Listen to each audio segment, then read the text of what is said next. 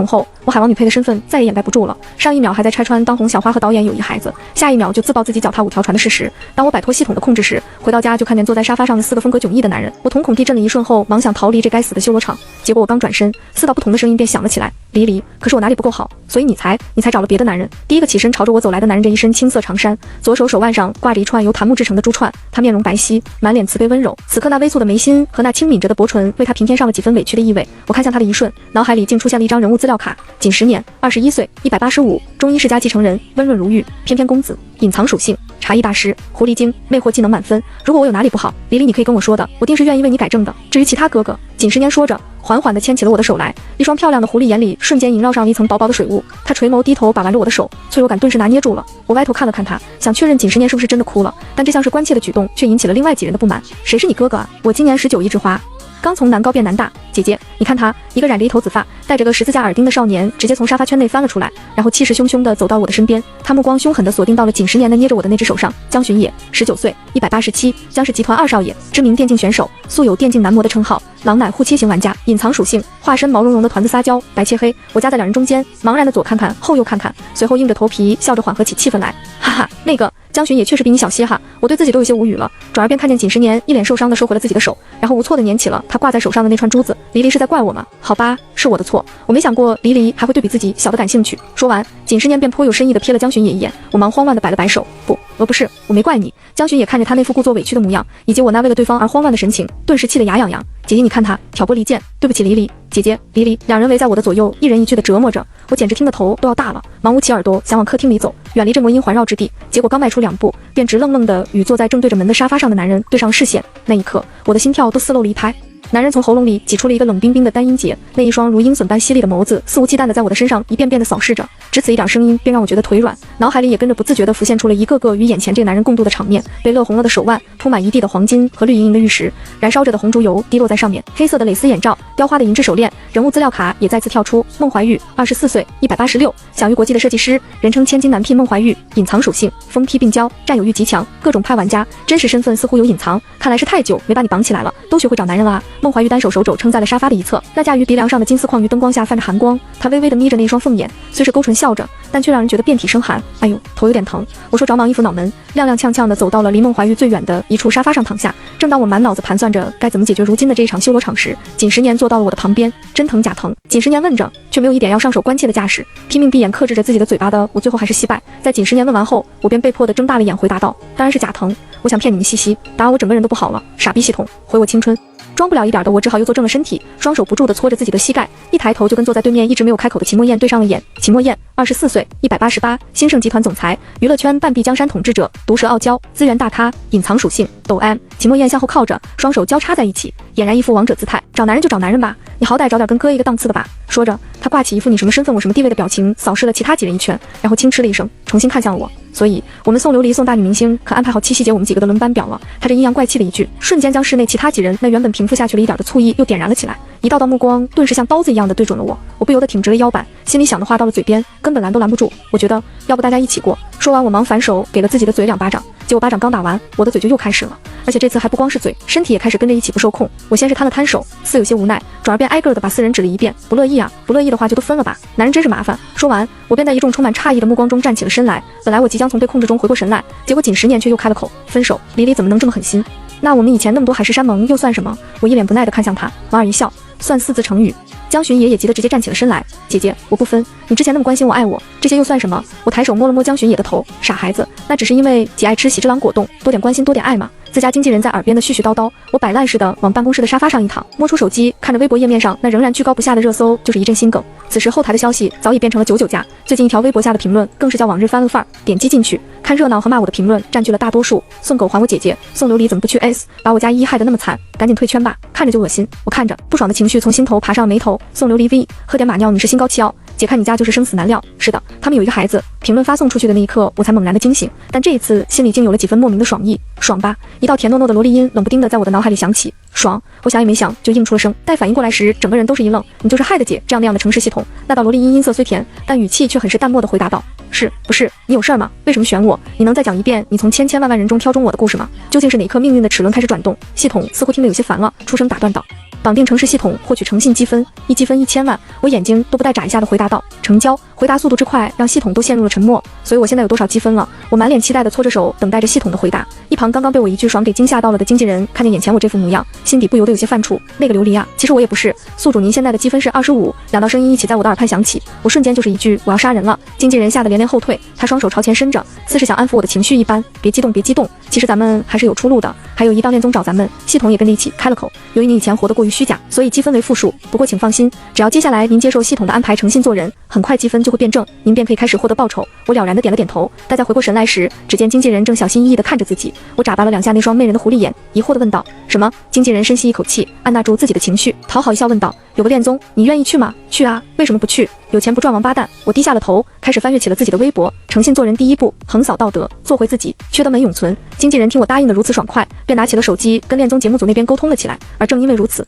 无人约束的我直接在微博杀疯了。宋琉璃今天 S 了吗？真搞不懂喜欢宋琉璃的都是什么人。我从来不吃她的颜。宋琉璃 V 没关系，毕竟屎壳郎只吃屎，欣赏不了解的人有难了。年纪轻轻眼睛就不好使了。则纯爱战神宋琉璃被骂成这样了还不退圈吗？脸皮真厚啊。宋琉璃 V 无所谓，世界已痛吻我。解报之意，红唇白齿，明眸皓齿，身姿修长，体态轻盈，楚依然绝世无双。都怪宋琉璃这个老妖婆，张嘴就乱说，害得我家依依现在被人骂。宋琉璃 V 呜呜，你骂我老妖婆？呜呜，我破防了啊！家人们，我啃你屁股，我啃你屁股，我啃。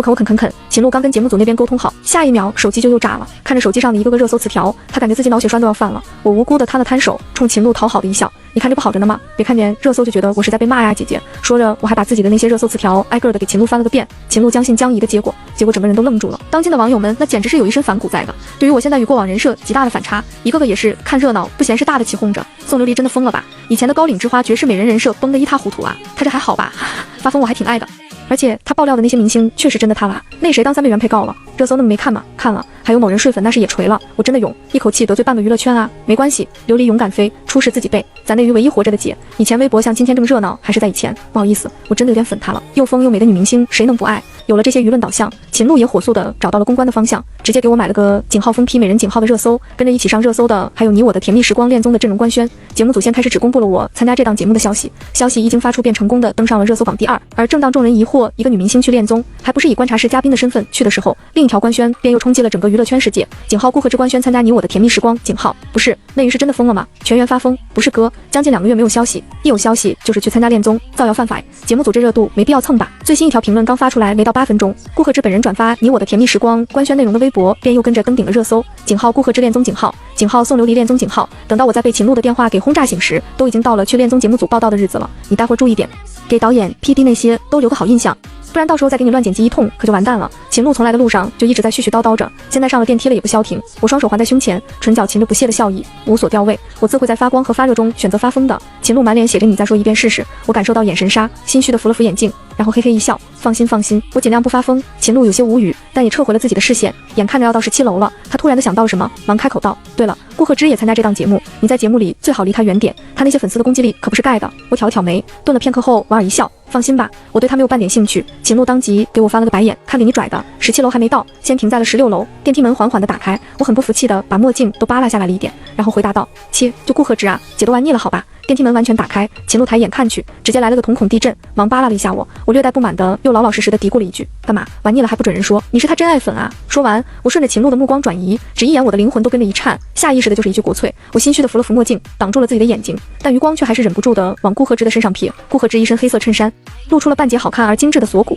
在明亮的灯光下显得格外的禁欲。一双瑞凤眼深邃至极，似简单的一颦一蹙间都蕴含着十足的深情。他的眼神短暂的在我的身上停留了片刻，很快便又将视线挪开，站到了我的旁边。他的身后跟着的小助理满脸愤愤的看着我，似想说什么又不好当面开口。短短的1层楼的时间，我却觉得格外的煎熬。电梯门一打开，秦璐火速的将我拉出了电梯。顾贺之的小助理在我刚走出电梯没多久，就忍不住的吐槽了起来：这宋琉璃最近真的疯了吧？连割你的谣都敢造了，撒谎也不打草稿。他没撒谎。顾贺之淡淡的吐出4个字来，眼里不知何时氤氲上了一层悲伤。等他都迈出电梯了，待反应过来时，小助理整个人都僵硬了起来。秦璐不敢置信道：你真的9啊，简直6番了！你真跟顾贺之有过一腿啊？尊嘟！想到什么？秦璐拉住了我，满是担忧地道：怎么分的手？有矛盾没？他就是你那几个金主之一，我以前还以为你跟的是那种发福中年男人呢，没想到是顾贺之。没矛盾的话能复合不？一连几个问题打得我猝不及防，我颇有些无奈，边推门而入边对着秦璐尴尬一笑道：谢谢，婉拒了哈。姐姐，婉拒什么？2道熟悉的声音同时响起，我吓得手都不自觉的一抖，顺着声音抬眼看去。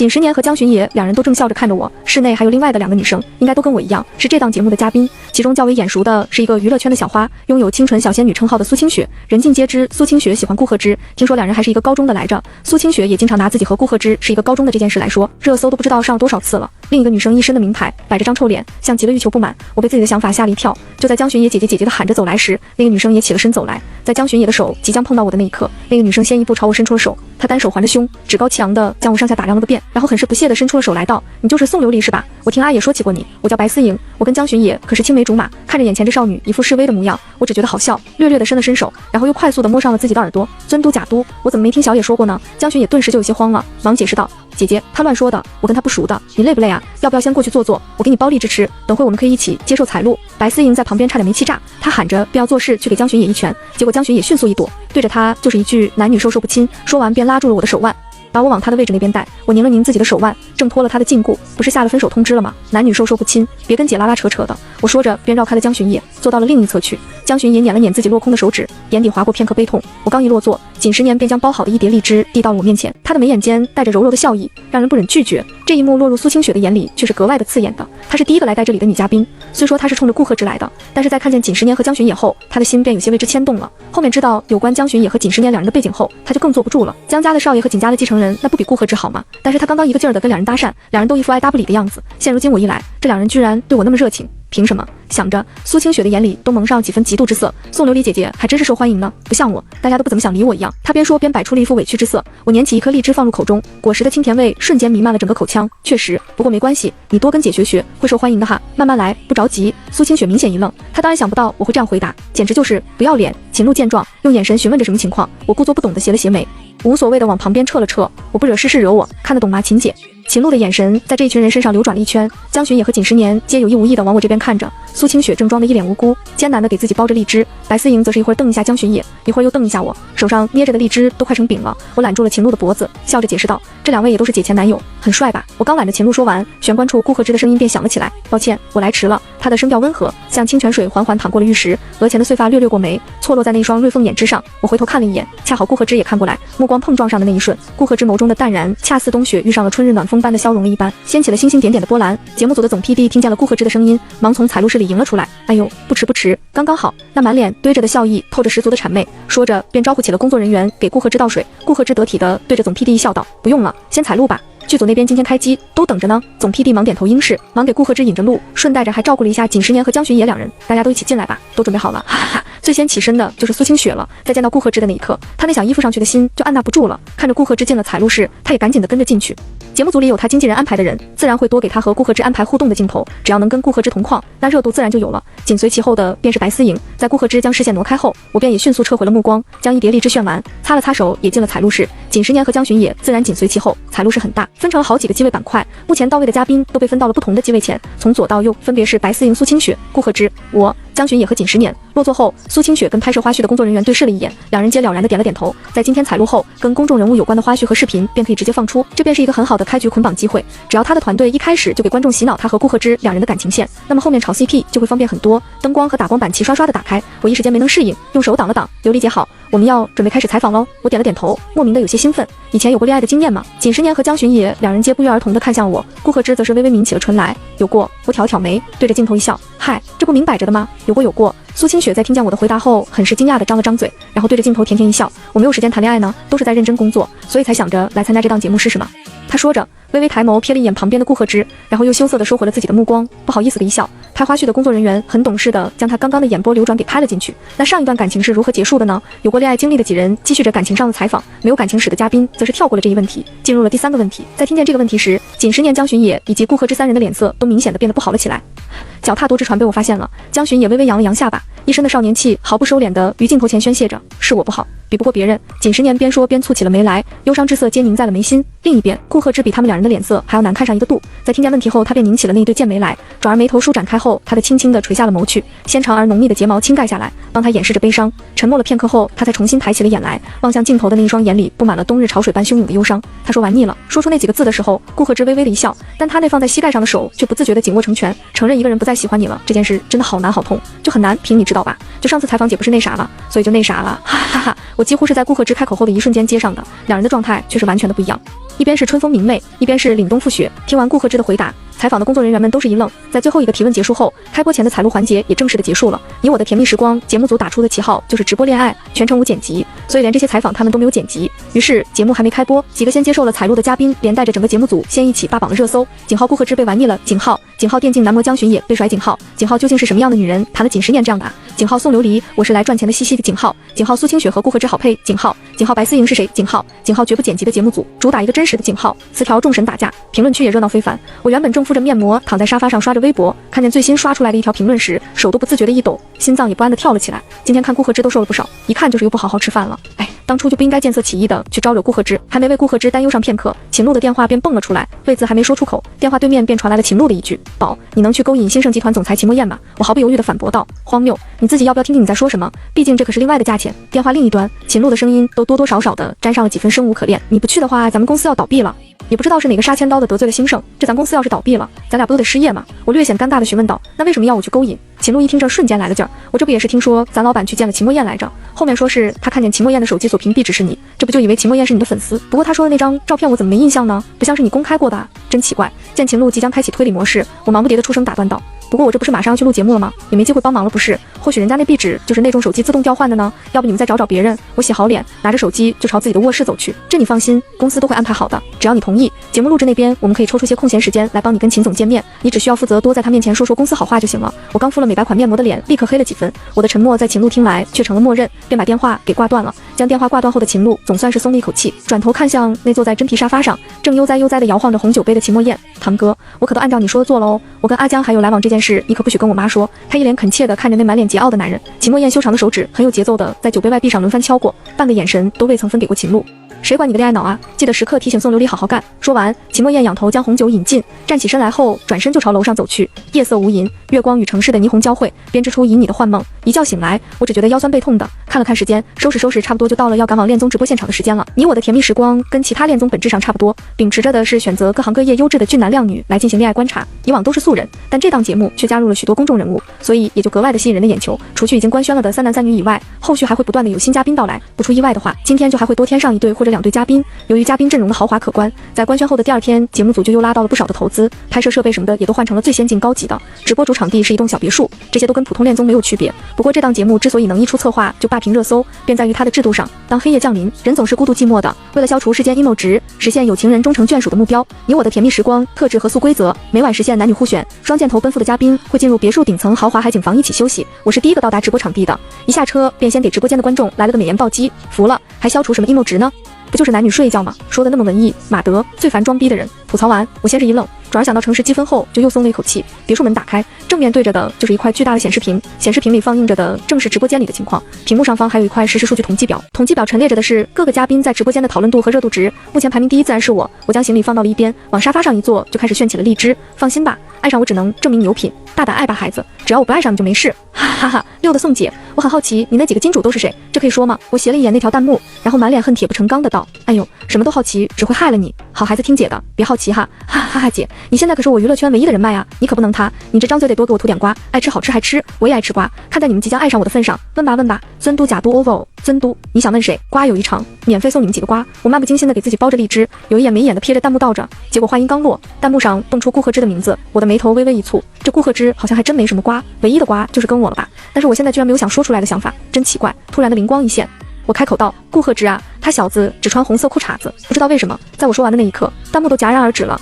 我还以为是直播间网卡了，还对着镜头哈喽了好几下。姐，你身后，哈哈哈，我笑死了。不过我怎么感觉顾贺之的眼神有点宠啊？看着飘过去的一条条弹幕，我整个人都一僵。回过头去，不知道何时站进来了的顾贺之正淡定的垂眸注视着我，那一对锐凤眼中蕴含的情愫，哪怕是极力去克制，也依旧有柔情泄出来。我抬手往嘴里塞了2颗荔枝，对着顾贺之讨好一笑：顾老师坐。顾贺之看了一眼我那死死抓着拖鞋底的脚趾，不由得失笑了一瞬，目光在我的蓝色拖鞋上停留了几秒，他也将自己的行李放到了一边。哈哈哈，琉璃姐怎么还会尴尬的啊？不是挺勇的吗？哈哈，现在是怎么个事？顾贺之去放置行李的短短几秒里，弹幕有调侃起了我，俨然一副非要把我往绝路上逼的架势。我摆手道：勇不了一点，我的脚趾能给你们一人扣一套芭比公主梦幻城堡。禁言，瓜主收摊，别啊，瓜门永存，怎么说倒闭就倒闭啊？哈哈哈，缺的门主就是水平吗？那可不行，我缺的门颜面何在？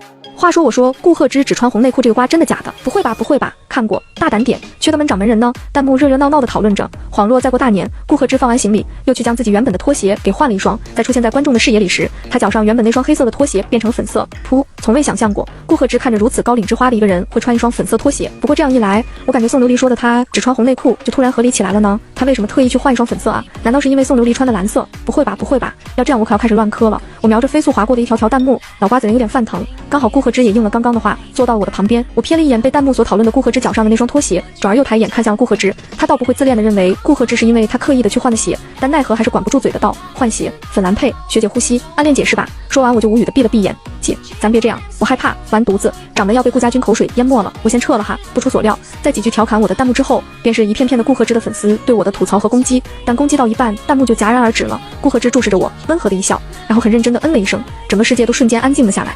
要不是他在停顿片刻后又补充了一句刚刚那双不太舒服的话，怕是当下热搜就又得炸。系统声音在耳畔响起，诚信积分+2，目前为21，请宿主再接再厉。我顿时眼睛都亮了，看向顾贺之的眼里充满了感激。靠北啦，离1000万更近了一步。顾贺之被我盯得有些恍惚，随意搭在膝盖上的指尖都不住的一颤，一双眸底满是即将克制不住的情绪在翻涌着。我倒是没察觉到这些，撤回视线后便继续美滋滋的吃起了荔枝。为了表达感激，我还给顾贺之递了2颗，长节轻颤几下。顾贺之将拿着荔枝的那只手稍稍的握了握，就似此刻在他手上的并不是荔枝，而是他此生的珍宝一般。看着不停往嘴巴里塞荔枝的我，顾贺之的唇角不受控的微微一扬，眉眼也变得柔和了许多。不过等我有些察觉看向他时，他却又快速的撇过了头去，垂着眸细细剥起了荔枝。两人虽然都没有说话，但整体之间的相处氛围却很是融洽自然，哪怕弹幕还在对我进行了一轮接一轮的讨伐。不过这样和平的相处氛围还没存留上片刻，就被推门而入的两人给打乱了。姐姐，江巡野，你不能等我一下吗？江巡野和白思莹两人的声音同时于玄关处响起，只是一个要隔得近一些，语调激动中带着些喜悦，一个还略带些距离，语调呢也有些气急败坏的情绪在其中。听见姐姐2个字，顾贺之手上那包着我给他的荔枝的动作都是一顿，原本眉间好不容易荡漾开的霜雪又重新拧了起来。我自然也听见江巡野的声音，半挑着眉回头朝玄关处看去，江巡野也刚好换好了拖鞋，朝客厅方向走来，一身简单干净的白色 T 恤，搭配上一条银色项链和半边十字架耳环，青春的气息顿时扑面而来。他的头发经过多次的冲洗，已经褪色成了淡紫色，于不羁的少年劲儿中增添了几分乖巧的味道。呜呜仔仔好帅，不愧是我进圈男模。不对劲，他说他是冲着一个人来的，然后他现在叫宋琉璃姐姐，宋琉璃这么不识好歹，江巡野都不要。突然又好奇起了其他几个前夫哥。江巡野看着正对面跳动着的实时弹幕，颇为不满地说道：不是前夫哥，是你们未来的掌门夫。说完他将行李放好后便转向了我，然后笑着露出了自己的一对虎牙来。姐姐，你看外面的告示了吗？今晚要不要跟我一起睡？他的话音一落，我和顾贺之两人的身形都是同步的一僵，我忙将手上才包好的荔枝塞到了江巡野的唇边。倒霉孩子，可快些住嘴吧你！江巡野却是笑颜弯弯的微微张唇，含住我递到他唇边的荔枝的同时，还有意无意的碰了碰我的指尖。我顿时就像触电了一般的抽回了自己的手来。江巡野轻笑一声，重新直起了身来。姐姐还是这么敏感呢，住嘴！干嘛？咱俩还睡得少了吗？他放肆的笑容和张扬的话音是那般的刺眼，我的脸色也没好到哪儿去，一会儿臊得绯红，一会儿又惊得一脸白的。这江巡野才是真正的绑定了城市系统吧？说话真的是想也不用想，弹幕自然是先疯一步了。这是我能听的，我能看的。妈妈，我出息了！有生之年居然能在内娱看到这样的综艺，划重点，还是那么敏感，哪里敏感？怎么个敏感法？谢腰，政治立场。话音一落，弹幕瞬间一片笑不活了。就在我以为可以稍微消停片刻的时候，另一道身影便又加入了这场大乱斗。跟在江巡野身后的白思莹，在迈进别墅的第一秒起，就是一脸的嫌弃。随即在看见江巡野已经坐到我的旁边后，他更是一脸的愤懑。江巡野，你就不能来帮我提一下行李吗？有没有绅士风度啊你？还有，江叔叔说了，不许你跟这个女人靠近，你这又是在干嘛呢？一双定制的高跟鞋被他一只只的踢开，嫌恶的看了一眼节目组准备好的拖鞋后，最后还是妥协的穿上了。江巡野脸上灿烂的笑容顿时就是一僵，转而看向白思莹的眼中都多了几分骇人的警告。白思莹被他那冰冷的眼神盯得脚步一顿，但骨子里大小姐的骄傲还是迫使他扬起了下巴来。看什么看？你在瞪我，我可要告诉江叔叔了。他小心翼翼地朝客厅沙发靠近，然后在离江巡野有一定距离的位置坐了下来。我饶有兴致地在江巡野和白思莹两人之间打量了一番，旋即轻笑一声，摇了摇头。我的这一举动在白思莹看来就成了赤裸裸的嘲讽。你笑什么笑？要不是你勾引江巡野，我们早就应该订婚了。就是因为你个贱人2个字还没说出来，白思莹就又成功地接到了江巡野的一记眼刀。他瞬间便噤了声，脖梗也不自主地往后缩了缩。姐姐，你别听他乱说，我不会跟任何人订婚，除了……正当江巡野想对着我进行一番真情告白时，旁边的顾贺之却是笑出了声来，转而便见他在白思莹和江巡野两人之间流转了片刻，连家里安排的婚约都解决不掉的男人，还有资格给别人什么承诺啊？真稀奇呢，看不出来宋老师喜欢这种。顾贺之说着，便将视线移到了我的脸上，他的眸光深邃，像一片断崖边的湖泊，让人难以测清其深浅。我诧异的扬了扬眉，旋即看向了也同样注视着我的白思莹和江巡野，对着白思莹道：哎呦，小妹妹别这样搞啊！难道我们不是异父异母的亲姐妹吗？男人如衣服，姐妹如手足，可不行为了衣服断了手足啊！我边说边单手撑着脸蛋，注视着白思莹，嫣红唇角上扬的弧度似成了一道钩子，直勾人心。白思莹脑子都在那一刻当起了机，她下意识地咽了咽口水，竟然有些不好意思地红了脸。然后皱着个眉道：“谁跟你是姐妹了？狐狸精！”此刻的弹幕早就不受控了起来。这是什么局？江巡野和白思莹是有父母定的婚约在身上，江巡野又暗恋不明恋宋琉璃，然后宋琉璃呢，好像对顾贺之有点意思啊？为什么不能是顾贺之对宋琉璃有意思？前面你说这句话真的合理吗？收了我多少钱啊？为什么不合理？我看刚刚顾贺之就像是吃醋啊，神他妈异父异母的亲姐妹，在座各位也都是我异父异母的亲姐妹，哈哈，爱你们！突然感觉白思莹有点可爱呢，请问可以磕白思莹和宋琉璃吗？本来现场都已经够疯狂了，结果没想到接下来还有让人更疯狂的。就在白思莹无能狂怒的时候，又一位新嘉宾推门而入，看清来人全貌时，我整个人都麻了。而与我同时变了脸的还有顾贺之，只因为来的人是洛寒章，那个我曾经于全网官宣过的真正意义上的前男友。虽然那个时候我和洛寒章两人都还是18线小透明，但在两人后来各自有一番成就后，我们在一起过这件事也随之被重新扒出来过。不过由于洛寒章现在算是半个顶流了，这一段感情被扒出来，受罪被骂的便只有我。但事实上却是洛寒章无缝衔接了一个富豪的女儿。放好行李，洛寒章挂着一脸得体的微笑朝着我这边走来。只要巧，你居然也来参加这档节目了？我没忍住的翻了个白眼，回答道：“谁跟你巧啊？土死了，真虚伪！昨天就官宣了嘉宾阵容，好不好？姐就在里面。OK。”洛寒章略有些诧异，毕竟这跟他曾经认识的我真的很不一样，是吗？没怎么关注呢。我不屑地轻嗤了一声，笑了。最烦你这种装逼的人，好的前任不应该跟死了一样吗？怎么亏心事做多了，诈尸了？我说着便往沙发上一靠，双手环于胸前，一脸的桀骜。洛寒章的眸光一沉，笑容也淡下去了几分。看了一眼镜头后，他稍稍缓和了一下自己的情绪。你跟以前很不一样了呢。我上下打量了洛寒章一眼。对啊，以前是以前，现在是变态，瞎了的眼治好了呗。因为洛寒章的到来，弹幕整体的气氛都变了味道，从一开始的调侃中夹杂着些许不友好，直接演变为了完全对抗。无意间瞥见弹幕上出现的低配版顾贺之几个字，洛寒章的脸都黑了几个度，唇角上扬的弧度也是一僵。他的目光不自觉的就移到了坐在我右手边的顾贺之的身上，彼时顾贺之依旧是一脸的淡然，就跟他曾经多次遇见顾贺之时一样，似乎对方从来没把他放在眼里一样。他和他经纪人一贯喜欢捆绑着顾贺之来炒作，但顾贺之对此好像根本没有什么反应，这也就使得他和经纪人更加的变本加厉，只要是能带上顾贺之的词条就带。虽然他也不知道顾贺之为什么对他们的这种行为置之不理，收回视线，洛寒章重新盯向了我。你这么说是想引起我的注意吗？他边说边冲我挑了挑眉。原本还沉浸在自己为什么谈了洛寒章这么个玩意儿的思绪里的我，在听见洛寒章的发言后，眼睛都吓得瞪大了数倍。你疯了吧？多冒昧啊！前女友的命也是命啊！我满脸写着嫌弃的往身后的沙发背上靠了靠。大哥，这大白天你别吓我啊，会做噩梦的啊！洛寒章一直都这么油的吗？哪里油？明明就是刚刚宋琉璃自己说话不好听，就是故意博我们家洛寒章的眼球。洛寒章的粉丝都是群什么宅斗文小娇妻啊，服了！洛大庆油田寒章，我宣布了，新晋有王妃洛寒章莫属了。洛寒章看着我的那一系列动作，不怒反笑的道了一句欲擒故纵后，他看向了坐在我左边的江巡野，没想到江家的二少爷也在啊。说着，他又看了一眼白思颖，莞尔一笑间继续道：“来跟未婚妻恋综培养感情。”江巡野本来就对他出现后一直跟我对话而感到不爽，这下对方还整了这么一句，简直就是往他的雷点上撞。看了一眼我，江巡野在看向洛寒章时，眼神都变得犀利了起来，站起身来，朝着洛寒章伸出了手，扬起唇角假笑道：“自我介绍一下，江巡野，我姐姐未来的男朋友。”说完，他半警告性的挑了挑眉，然后略带讽刺意味的对着洛寒章歪了歪头。在江巡野的话音落下的一瞬，白思莹的脸色都是一变，看向江巡野的眼里充满了不敢置信。洛寒章也挑了挑眉，瞥了一眼我，阴阳怪气的出声道了一句：“厉害啊！”就想伸手跟江巡野握个手，但就在他伸出手的那一刻，江巡野却是眸光一沉的将手收回，然后弯腰从茶几上捻起了几颗葡萄来，他朝着空中抛了一颗，仰头含住后皮笑着重新躺回了沙发上，葡萄的香气从口鼻间荡漾开。江巡野半个身子都朝向了我，然后献宝似的摊开了手，将剩下的几颗葡萄递到了我的面前：“姐姐，吃点葡萄换换口味吧。”我扬了扬眉，也不拒绝。洛寒章看着两人之间的互动，眸光一沉，收回那落空的手后，笑着坐到了白思莹的旁边。白思莹看着江巡野给我献殷勤的那副姿态，简直快要气晕厥过去了，愤愤撇开头，俨然一副眼不见心不烦的模样。而顾贺之却只是静静地看着我，看着对方脸上那止不住的笑意，他面上并未有太大的波澜，在镜头和众人都看不见的角落里，他的手紧握成拳，似在极力压制着什么，转而却又像泄了气一般的松开了手。气氛沉寂了片刻，直到另外的嘉宾到来。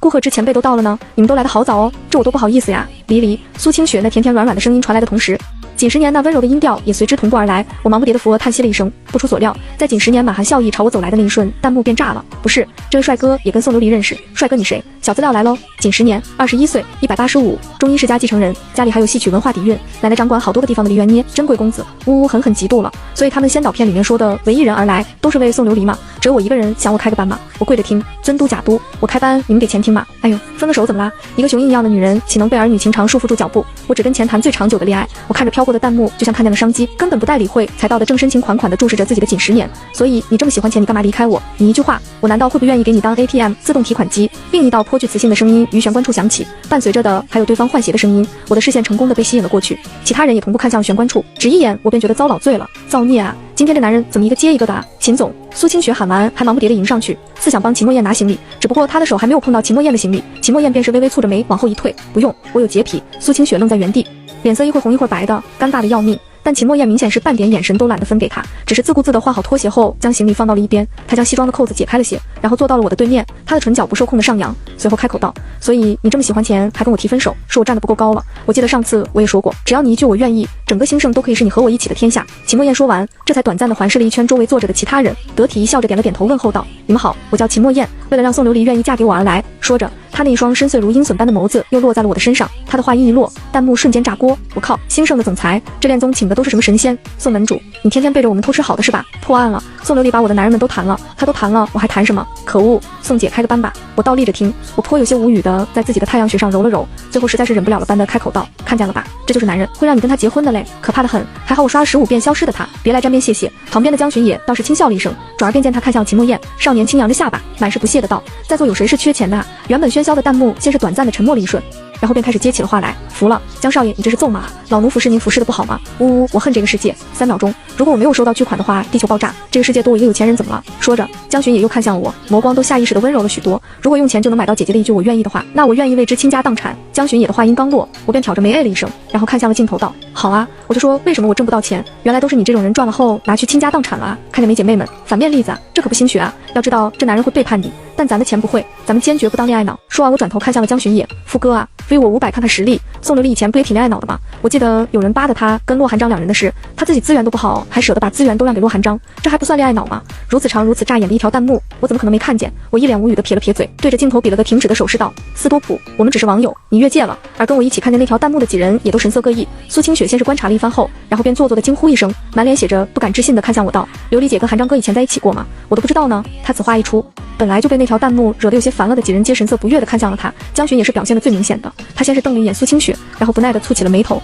就在他想怎么让苏清雪闭嘴的时候，苏清雪却似没察觉到一般的继续开了口：“顾贺之前辈知道这件事吗？不过我觉得琉璃姐跟寒章哥还挺配的，你觉得呢？”前辈顾贺之微微抬眸瞥了苏清雪一眼，脸上原本温和得体的笑意瞬间荡然无存，取而代之的是无尽的凛冽之色。苏清雪被他看得身形一颤，莫名有些害怕的缩了缩自己的脖子，他小心翼翼的试探着，但顾贺之依旧没有出声回应，回应他的反而是我本人：“你才跟他配，一个蠢一个贱，你俩天仙配，跟姐共处一室你是心高气傲，再赶狗叫姐让你生死难料，垃圾配狗，你俩天长地久。”系统提示的诚信积分+1的声音，我笑得更放肆了些。江巡野和秦墨燕一个忍不住的笑出了声，另一个则是挂着浅笑无奈的摇了摇头。一直在旁边看戏的白思莹则是诧异的瞪大了眼，似没想到我会在这种场合直接开麦大骂。他没想到苏清雪也更是没想到，在听了我的发言后，苏清雪一双眼睛瞪得像铜铃，她抬手指了指我，指尖都忍不住的发颤：“你能不能注意素质啊？”我挑了挑眉，半睨起眼回道：“我没有素质，我注意什么？刚刚还琉璃姐，现在就送琉璃了，那是不是说你现在叫顾贺之前辈？”私下就……苏清雪忙不迭看向了否定，急的声音都忘了加了。缓了几秒后，他才持续的看着顾贺指道：“顾前辈，我绝对没有私下说过您的坏话，我保证。”我不屑的冷笑一声道：“那你的意思就是说，你私下说过别的前辈的坏话喽？”苏清雪恶狠狠地瞪向我，又一脸无辜的看向顾贺之，重新夹着个嗓子道：“顾前辈。”顾贺之抬起眸来，直勾勾的盯着我，与我无关。这苏清雪在干什么？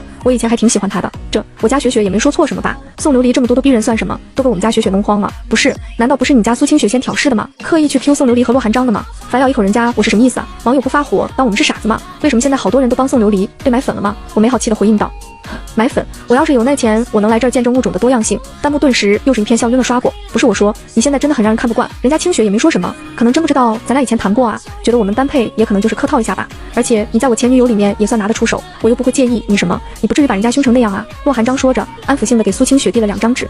我有些绷不住的笑起来，不好意思啊，看不惯我的话，这边建议您可以办理提前入土资格证哈。还有就是什么叫你不介意啊？有没有一种可能你不介意，我介意啊，大哥，毕竟拿得出手的叫前夫哥，像你这种……我顿了顿，从头到脚的将洛寒章打量了一遍，然后满眼鄙夷的重新开口道：“那只能叫前科。还有，别再到处说我们俩谈过了好吗？真的挺丢人的。”哎，我这人说话直，你和清雪妹妹都别介意哈。我边说边朝着洛寒章和苏清雪2人拜了3下，要多虔诚就有多虔诚。洛寒章的脸色顿时就黑了好几个度，苏清雪气得直咬牙，她本来还以为洛寒章能制止我呢，没想到也是个废物。想着，她忍不住将手里洛寒章递给她的纸给一点点的撕裂开，每撕上一点，看向我的眼神就要读上几分。白思莹在一旁看着，突然有点庆幸不是自己去跟我斗的，正思索着，我的目光便落了一些到她的身上。白思莹虎躯一震，瞳孔也跟着放大了几倍，她微微扬了扬下巴，逆着眼看向我道：“没想到你骂人还挺厉害的嘛。”她说着，眼神有些绷不住的闪躲起来，转而却听见我的一声轻笑：“哟，爱上姐了。”闻言，白思莹的耳朵都不由得跟着一红，随后颇为不悦的哼了一声：“谁审美水平那么低会爱上你啊？”无语。她这句话一说完，便感觉有3道冷冰冰的目光投射在了自己身上，下意识地打个寒战，也不再敢多说话了。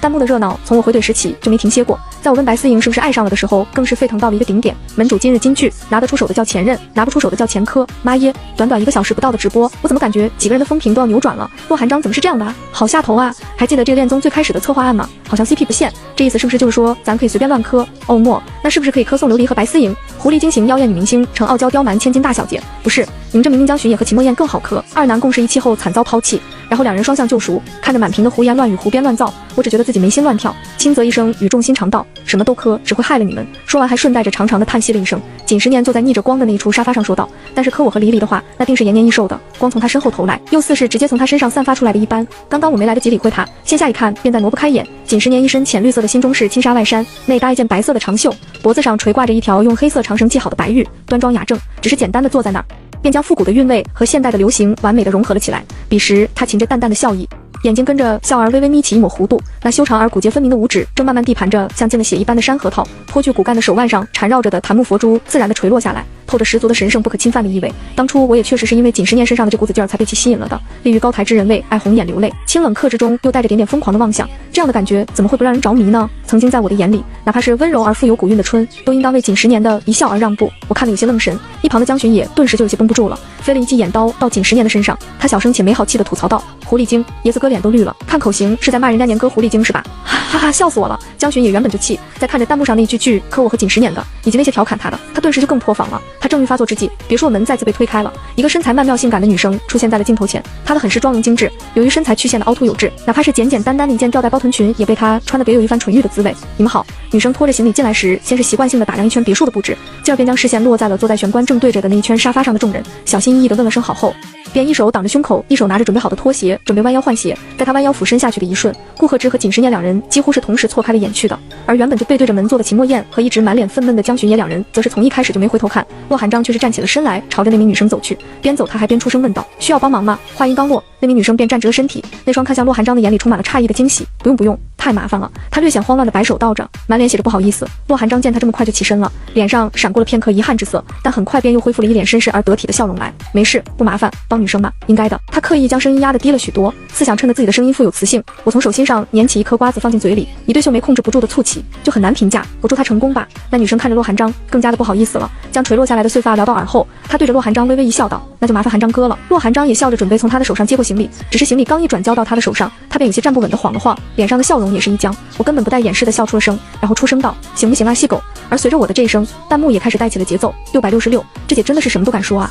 当着正主的面都不带装的，李李勇敢飞，出事自己背。不过有一说一，洛寒章看起来是真的很虚啊。我嘴角噙着淡淡的笑意道：“纵欲过度怎么会不虚捏？宋琉璃，你有没有素质？”洛寒章好不容易将行李箱提上来，还没等喘上一口气的，就被我这么一搞。我眨巴了2下眼睛，装得一脸无辜的看着洛寒章：“我没有素质啊，而且我还缺德，你才知道吗？哥哥。”哥哥2个字一出，顾贺之、秦墨燕、锦10年以及江巡野4人的目光皆齐刷刷的落在了他身上。哪怕知道我是在嘲讽洛寒章，但那2个字他们还是很嫉妒。弹幕快速滚动着，洛寒章的脸黑得不能再黑了。那个女生也走上了小台阶，颇有深意的看了一眼我后，又满是感激的看向了洛寒章，道了谢。洛寒章深吸了一口气，稍微的缓和了一下自己的情绪后，硬是重新挤出了一抹笑来。不客气。他顿了一下后，又继续补充道：“你这里面都装的什么啊？还挺重，你一个女生怎么搬得动啊？怪让人心疼的哟，这是心脏不好了。”那可不行，得治！我将瓜子磕得脆生生的响，配合着那句像捧哏似的发言，场面一度滑稽了起来。洛寒章实在忍不住的白了我一眼，那女生见状忙打着圆场道：“没有，就是一些化妆品而已。”洛寒章了然的点了点头，这样啊。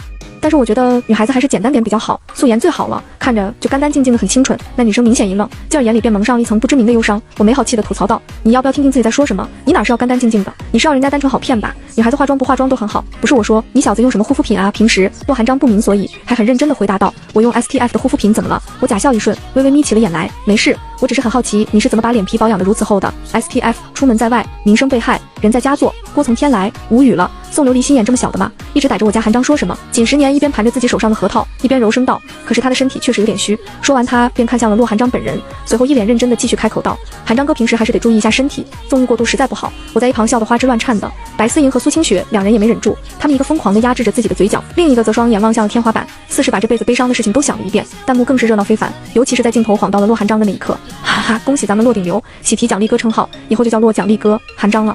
笑得想给大家表演个360度托马斯回旋踢，有完没完？洛寒章又没做错什么，这样针对他真的好吗？我觉得好得很。我看他刚刚去帮那个女生提行李的时候，眼神就不老实，都不知道是在盘算些什么，真嘟假嘟。我待会出去看回放，随着弹幕的不停跳动，洛寒章的脸色也越来越难看。但是因为那是锦时年说的话，他又只能敢怒不敢言。重新坐回自己的位置时，那个女生也找了空位坐了下来。大家好，我叫张瑶月，我特别喜欢清雪姐姐和贺知老师。刚刚看到你们本人的时候，我真的好激动。张瑶月说着，倒真满眼兴奋地看向了苏清雪。苏清雪明显的愣了一下，那句苏清雪姐姐属实是给她创到了，但碍于镜头，她还是克制住了，回应给张瑶月一个礼貌而疏离的笑容后，便用余光打量起了顾贺知的反应。顾贺知平静地对张瑶月的喜欢表达着感谢，并没有多分一点眼神到对方身上。顾贺知淡定，他斜对面的我却不淡定了。在几人回应完张瑶月后，我便一脸流氓样的对着张瑶月吹了个口哨，道着：啧，这身材我能买吗？我是女明星，我先来。张瑶月看着我，微微的愣了愣，耳间浮上了一层淡淡的粉来。门主这是做什么？不缺德门是我这辈子干过最后悔的事。堂堂门主如此好色，成何体统？我也要，我是女大我先来，不是说换就换的吗？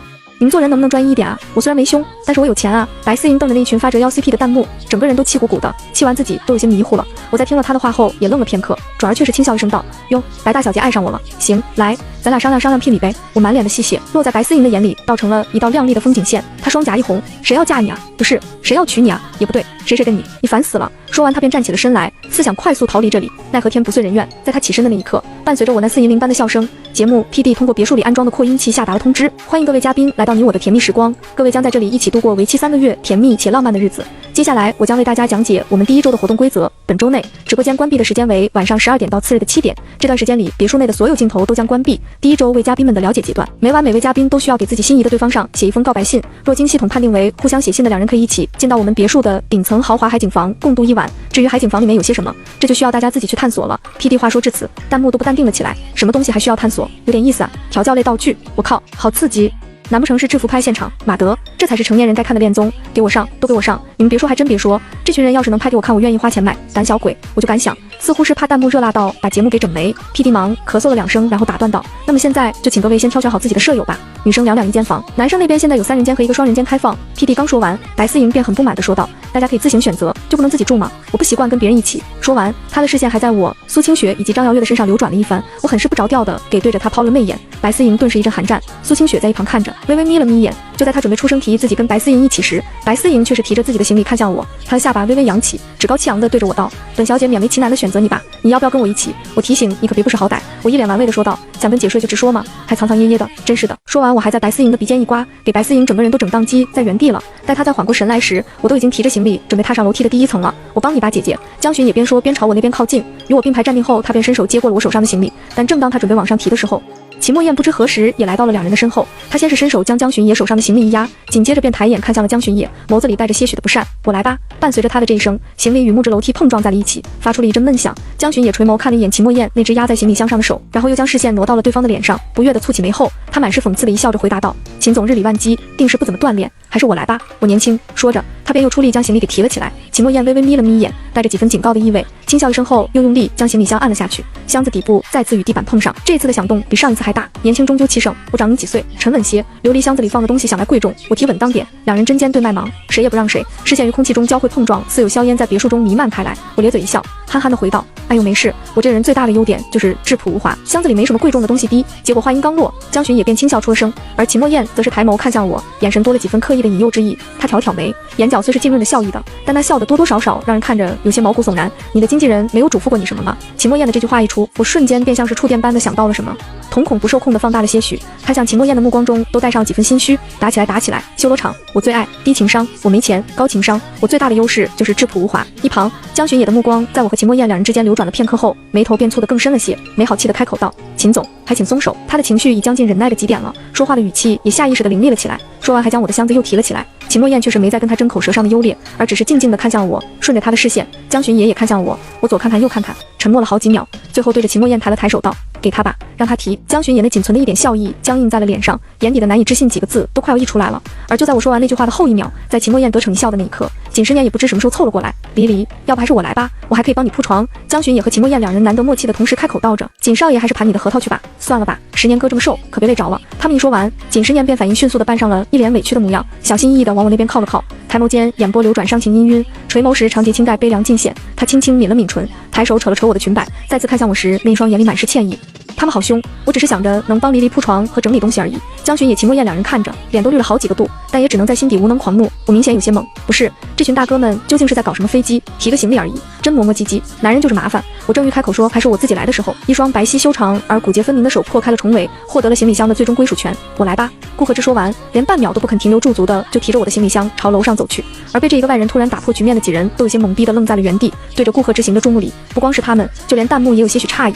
这就完事了，笑死我了！顾贺之修罗场终结大师，啧，这是4个男人一台戏啊，好看爱看多看。客厅里除了我那一团人状况外，另外几人也都各有看点。白思莹吃力地拖着自己的行李，几乎是走一步就要弯上一眼江巡野。张瑶月则是在看完我那边的情况后，收起了自己一脸羡慕的神色，然后颇有些期待地看向了洛寒章。洛寒章被他看得有些不好意思，只能硬着头皮道：“我帮你吧。”这一来二去，沙发上就只剩下了苏清雪，她死死盯着我所在的位置，脸上虽挂着浅笑，但在镜头拍摄不到的地方，她的手都快被自己给掐出血来了。夜幕缓缓降临时，众人即将面对的便是今夜的第一个高潮。我收拾完东西出来时，便觉得自己的鼻子有些泛痒，呼吸间也是热辣辣的感觉。下楼梯后，入眼便是裸着上身，只系着一件黑色皮质围裙的锦10年间宽腰细，皮肤白皙，优越的背部肌理随着她炒菜的动作而微微变动着。褪去了一身丝缎服饰的她，于温柔中平添了几分野性的荷尔蒙气息。我耳间克制不住的一红，回过神来后，从茶几上拿起一个空玻璃杯，朝着开放式的厨房位置靠近，打开说过清洗台的水龙头。谁知她刚平静不到片刻，便感到身后有一阵阵热浪侵略而来。锦10年站在我的侧后方，单手轻洗着手上拿着的红色甜椒，整个人的身形将我笼罩其中。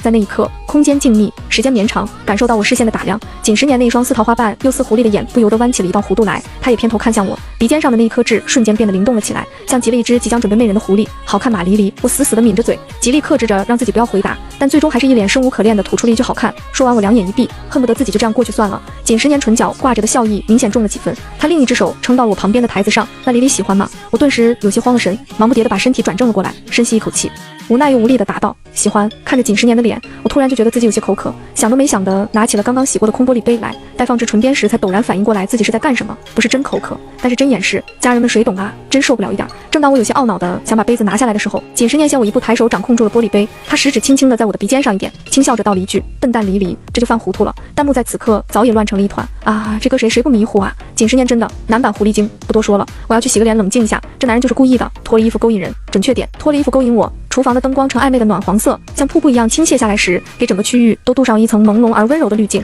我的视线跟随着锦10年拿杯子放杯子的动作移动着，最后又挪回到了他那对看起来就很弹软的唇瓣上。不得不承认，我现在有些色令之婚了，人之初性本色，这不能怪我啊。锦10年自然知道我现在有些情动，而他要做的正是更进一步的引诱。想着，他又换上了那副乖巧善解人意的模样，双眸内的情波暗涌。他们都喜欢说我瘦，弱不禁风，我还害怕黎黎不喜欢我这样的呢，还以为黎黎就是觉得我不够好才离开我的。我不像其他哥哥弟弟健身那么厉害，但是黎黎要是喜欢的话，我也可以练的。他越说表情也跟着越委屈，但委屈中又带着点笑，仿佛故作坚强一般。我生怕伤害到他，忙不迭地开口：没有，你真的很棒，很行，很可靠。直播间的观众看着这一幕，顿时又控制不住的沸腾了起来。门主怎么慌了？哈哈哈哈，很行，很可靠，这两个真的绝了，一个缺德门主，一个茶艺学大师是吧？锦10年，3句话让女人为我心疼，让对手再难靠近，这把拿下。锦茶艺大师，狐狸精10年，狐狸精真有你的。不过有一说一，我居然有点想看锦10年哭喂，这么乖，哭起来会很带感吧？江巡野、秦墨燕，你们俩要是再不下来，黎黎就要被狐狸精给诱捕走了。就在这条弹幕刚冒出来的那一刻，被弹幕提到的两人真似感应到了什么般，皆一前一后的下楼了。入眼的便是格外刺眼的一幕，锦10年也朝他们两人那边瞥了一眼。彼时我是背对着他们的，根本看不见是个什么情况。收回目光，锦10年半挑着眉笑，一双桃花眼潋滟流光，声调高扬，似挑衅又似炫耀和压制。那黎黎都说喜欢我了的话，要不今晚选我吧，我们一起睡海景房好不好？姐姐送琉璃。江巡野和秦墨燕两人几乎是接着锦10年同时出生的，语气充斥着难以掩饰的怒气和幽怨，吓得我的灵魂都为之一颤。我机械地回过头去，推了推锦10年，成功的从对方的双臂环绕中突围。我对着满脸尴尬的笑意，左看看右看看，不好意思哈，跟着姐念。同一个男人不玩第二遍。话音刚落，顾贺之的身影也出现在了那红漆木做成的楼梯上，他的脸被物体落下的阴影挡着，让人看不清面上的表情。指至下来时的步伐略微的顿了顿。江巡野和秦墨燕两人并未察觉到身后顾贺之的动静，只是一味的朝我那边走去。站定在开阔式厨房的长桌前，江巡野满脸桀骜的将锦10年扫视了一遍，随后冷哼一声开口道：真是纸骚狐狸，就会玩这一套。说完便看向了我，一对虎牙露了出来，笑容灿烂明媚，少年感十足。姐姐，我听说海景房里面有超级多游戏设备，你选我吧，我们俩晚上可以一起上分。弹幕的观众见状，再也忍不住的调侃了起来，哈哈，笑死我了，说人家骚狐狸勾引人，你这又是在干什么啊，我的宝？啧，还一起上分呢，一脸小狗样。哎，我的天，这个狐狸尾巴乱晃，一个小狗耳朵微动的，我真受不了一点了。别啊，这就受不了了。旁边的 ATM 机还没说话呢，笑死我了。ATM 机秦总，真的会有人不爱 ATM 机吗？弹幕刚喧嚣而过，秦墨燕就采取了行动。只见她悠哉悠哉地坐在了长桌前的高脚椅上，拧开香槟倒上一杯后，又在其中加入了2块冰块，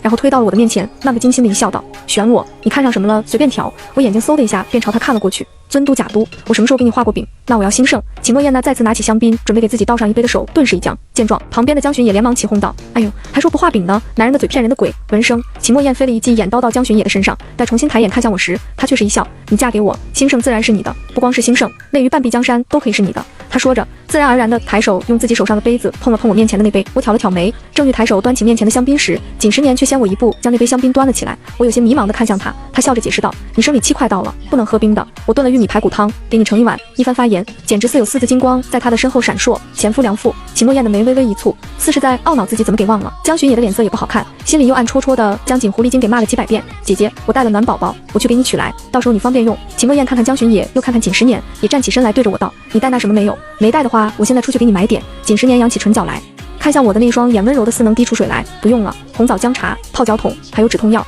只要是黎黎需要的我都准备了，就不麻烦2位了。一句话成功的让秦墨燕和江巡野2人都同时看向了他，凭一己之力团结了2方火力。哪会麻烦我吗？真是麻烦你了才是。这么照顾我的姐姐，确实锦公子这照顾人的本事是挺厉害。以后我跟黎黎要是结婚了，定让你来当私人医生。2个人一人一句的阴阳怪气着。锦10年却根本不放在眼里，在没人留意的楼梯口，原本下来了的顾贺之却是折返了回去。待他再出现在镜头视野里时，也只有少许人注意到那一画面，众人更多的注意力还是放在了我那一团人的热闹与纷纭上。白思莹换好衣服拉开房间门的那一刻，属实被出现在面前的顾贺之给吓了一跳，视线落在顾贺之手上提着的一个简单干净的小布包上一瞬，他有些疑惑地问道：你这是？顾贺之冲他不好意思的一笑：给你们准备的，里面有你们女生会用到的一些东西，麻烦你放到房间里了。他说着便将手上的东西朝着白思莹递了递。白思莹看着似有些嫌弃，但还是假笑着接了过去。谢谢你哈。他说着便转过了身去。顾贺之看着那重新关上的房间门，有些愣神，待再次回神后，他便转身又朝楼下走去了。屋内，白思莹撇着嘴角，简单的翻了翻那个小包，见里面确实都是些女生会用到的，像卫生巾、止痛药、姜茶包这些东西后，颇觉无趣的将那小包随手扔到了一旁去，重新又把自己的头发捣鼓了一遍后，才终于下了楼。楼下，在他下楼前，苏清雪和张瑶月2人也刚下来，在见到他时，苏清雪是最先迎上来的。思莹这衣服是 T Queen 的高定版，真好看。确实，不过还是因为思莹长得好看才好看的。张瑶月也从沙发上站起来，苏清雪回头瞥了他一眼，眼底悄然地浮上了一抹不悦的情绪。白思莹轻哼了一声，正欲开口回应这2人时，便看见了端着一碗玉米山药排骨汤从旁边飘过的我，见对方居然看都不看一眼自己，白思莹心里颇有些不满，喂了一声后，直挺挺的就站到了我的面前。我抿了一口汤，瞥了他一眼，就想绕道走开。白思莹却是不依不饶地跟着他，我往左跨一步，白思莹便也跟着往左跨一步。苏清雪看着2人之间的互动，又看了一眼我手里端着的那碗汤，一时间心绪微动。我颇为无奈地将碗放下来了些，静静地看着白思莹道：白大小姐，你又要干嘛？白思莹扬起了颈来，双手食指很有节奏地在自己的锁骨上拍打着，满脸的得意与炫耀。看不出来我有什么变化吗？说着还将自己的胸往上挺了挺。呜呜，白送 CP 真的好好磕，你们说真的假的？真在磕啊？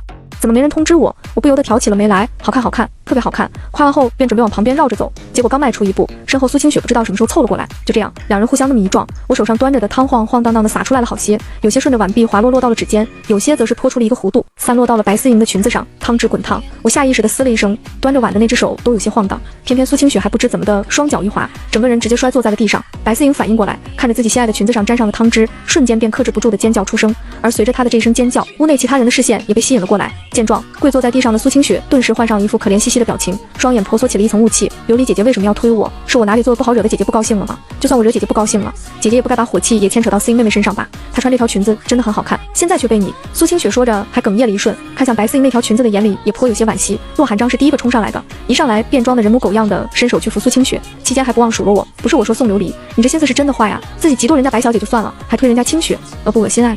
说完又很是关切地看向了苏清雪，柔声问道：有没有哪里受伤？苏清雪仰头看着洛寒章，他先是点了点头，随后再看了一眼我后，却又连连摇头，仿佛很害怕我一样。洛寒章看在眼里，将苏清雪扶起来护在旁边后，又重新恶狠狠地瞪向我道：你放心说，我在这儿，倒要看看他能把你怎么样。以前我就知道你不是什么好东西，脚踏多条船，用情不专一就算了，现在还喜欢欺负人了。苏清雪蜷缩在洛寒章的臂弯里，像极了一只受惊了的兔子。洛寒章的话，他抑制不住的得意一笑，但很快便又收敛起了神色，继续委屈巴巴的开口：我知道琉璃姐从一开始就不喜欢我，我不该说你跟寒章的话的，但是我真的只是好奇问问，没有恶意的，只是没想到琉璃姐会这么记仇，还连累了思莹。抱歉啊，思莹妹妹，他说着，噙在眼中的泪恰到好处的顺着脸颊滑落了下来，看得人好不心疼。我看着苏清雪和洛寒章两人的一唱一和，只想发笑。你说我推你是吧？洛寒章看着我，结果没想到的是，下一秒他自己却被当头泼了一碗排骨汤，还没等他反应过来，耳边便响起了苏清雪的一声尖叫。你既然都这么说了，我不真推一下那多不划算。待洛寒章再次睁开眼看到的场景，便是我一掌推在苏清雪肩上，苏清雪重心不稳地后退2步，然后一屁股坐在了地上，摔得头发凌乱，狼狈不堪。我单手搭在另一只端着碗的手上，居高临下的看着他，当个白脸你是心高气傲，再跟姐装你是生死难料。说着，我将自己手上的碗重重地摔在了苏清雪的旁边，碗瞬间4分5裂的成了碎片，在苏清雪的旁边炸开。苏清雪吓得连尖叫都忘记了，整个人愣愣地瞪着眼看着我。洛寒章总算从自己被泼的事实中反应了过来，他目眦欲裂，怒火中烧的喊了一声后，便想伸手去薅我。我抬手一挡，他便锁住了我的手腕，与此同时，另一只手也朝洛寒章伸来，擒住了洛寒章的手腕，伴随着的还有语调极冷且强硬不可抗拒的一声松手。我抬眼望去，顾贺之正面色阴沉地盯着洛寒章，眼底的阴鸷之色一闪而过。江巡也刚刚上去拿游戏手柄，准备跟我两人在客厅里玩。这一回来，显然是有些被眼前的场面给惊到了。看着洛寒章那捏着我手腕的手，江巡也的眉头瞬间紧缩了起来，寒气于面上凝结。他将手柄扔到了一旁的沙发上，然后一步步地朝洛寒章靠近。你把他捏疼了，我劝你最好松手。江巡也说完，洛寒章左看看顾贺之，右看看秦墨燕和江巡也，最后迫不得已地冷哼着点着头，将我松开。离，让我看看是不是被烫到了。锦时念做完饭便去了楼上换衣服。听见碗碎掉的声音后，他才忙不迭地往下赶，看见我那明显有些异样红肿的指尖，他忙不迭地上前查看，旁边的白思莹明显被刚刚发生的一切吓得不轻。张瑶月也跟他一样，待反应过来后，张瑶月总算想起了要扶苏清雪，苏清雪整个人都是懵逼的状态，显然是被我刚刚发疯给惊到了。弹幕则是从几人闹起来的那一刻就没有消停过。白思莹小心翼翼地坐到我的旁边，用食指戳了戳我的手臂，问道：“你没事吧？”我看着他，略有些惊讶地抬了抬眉，歪头凑到白思莹面前后，狡黠一笑道：“没事捏，我吃了那么多年溜溜美，早就没事了捏。不过白大小姐居然还会来关心我，不觉得我是故意把你裙子弄脏的吗？”白思莹被我的突然凑近弄得浑身一僵，下意识地抿了抿唇后，她看了一眼苏清雪的方向，随后才凑到了我的耳边道：“我可是白家的大小姐，苏清雪这种手段我从小到大见了不知道多少回了，没意思。”说完，她便摇着头撤得离我远了些，然后微微一笑着：“而且这里面谁都可能嫉妒我，只有你不可能。为什么？”白思莹双手搭在了自己的膝盖上，看着斜对面一脸关切地帮我包着荔枝，眼睛一眨不眨望着我的江巡野。她在膝盖上搓了好几下后才回答道：“因为是我嫉妒你。”十年哥，清雪的脚好像扭了，你能不能？锦时年想也没想的就一口回绝了，只垂着眸，专注而轻柔地帮我处理着指尖处的烫伤。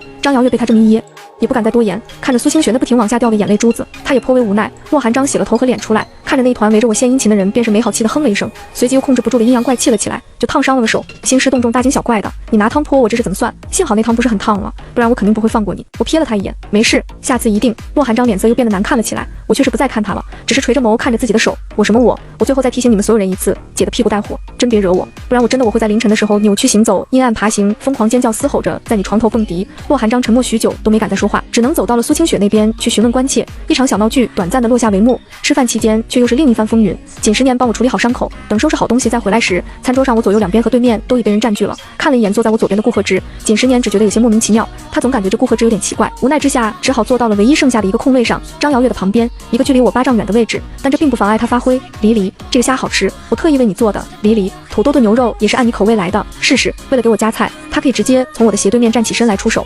而旁边的江巡也自然不甘示弱，姐姐吃这个凉拌鸡丝，我特意放了白芝麻，姐姐吃点青菜吧，清淡又营养。两人都给我夹着菜，偶然间筷子还互相撞上了，眼神交锋一瞬，几乎是同时开了口。离，姐姐吃这个。我看着自己面前碗里那堆积成山的各类菜，只能无奈地叹息一声。锦时年率先出击，主打一个声音柔和温柔体贴，他不能吃太辣的。巡野弟弟怎么专挑有辣子的东西夹啊？可是姐姐喜欢就好，我会给他准备菊花茶酱火的。时年老大哥就不必操心了，这种事还是交给我这种年轻点的来吧。江巡也稳稳接招，不光接了锦时年指责他不顾惜我身体的话，还顺带着暗讽了锦时年的年纪大。一向习惯性挂着自己招牌笑容的锦时年，在这一瞬都冷了脸，他仅高兴地对着江巡也眯了眯眼，江巡也却是回给他一个得意而放肆的笑，硝烟味弥漫开来。我扶额叹息了一瞬，将两人戳在碗里较劲的筷子都扒拉开了，烦死了，根本吃不完。我一脸头疼地看着自己碗里的东西，顾贺之瞥了我一眼，正当他想说吃不完的话可以给我的时候，秦墨燕的手先他一步，直接伸向了我的碗。两位弟弟还是年轻了，琉璃怎么可能吃得了这么多？多谢二位的投喂哈！我替琉璃笑纳了。说着，秦墨燕便将我碗里的菜转移了一部分到自己的碗中。